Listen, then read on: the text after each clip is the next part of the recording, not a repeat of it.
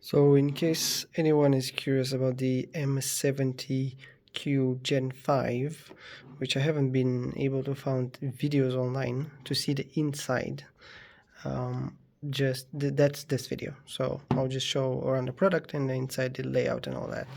So first, the outside. On that side we just have a bunch of vents, which is really nice. On the other side we also have some vents, and those are the only vents. There's nothing on the top. There's no vents on the bottom. We of course have vents on the back, the usual, this one here, the CPU here. Alright, nothing else to show on the outside. Now let me just pop this. Okay, popping the cover off.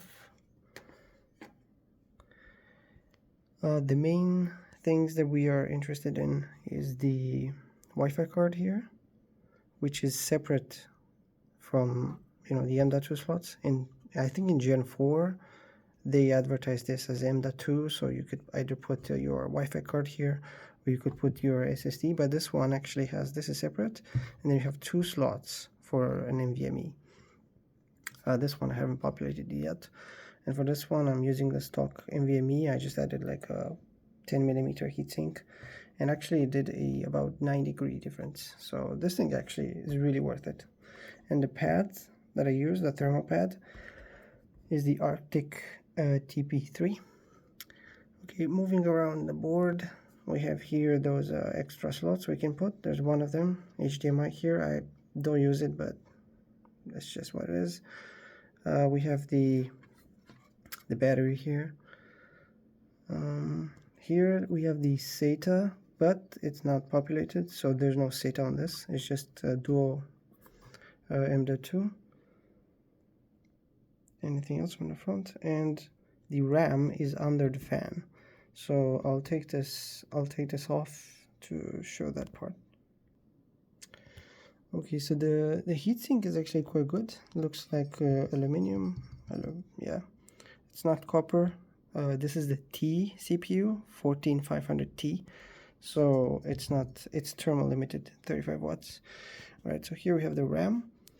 We have 2 slots, and it seems this configuration that I got came with 2 of 8 gigs.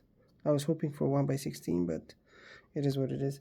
So here it says it runs at well, these sticks are 5600, but I checked, they actually run at 4800, and I haven't found a way to, there's no XMP profiles in the BIOS to change it to 5600. So yeah, I'll see, maybe I'll find a way.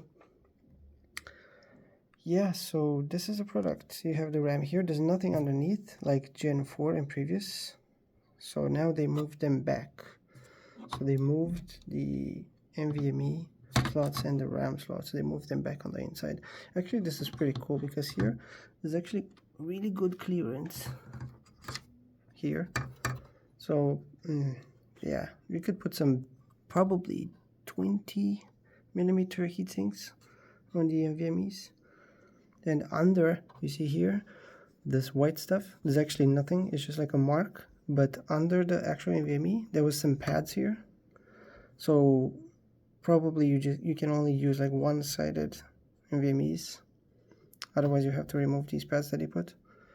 Yeah. And for the Wi-Fi card, but the actual components are not like super relevant. It's more like the layout. I just wanted to show because I actually needed to see this, and I didn't know. So there it is.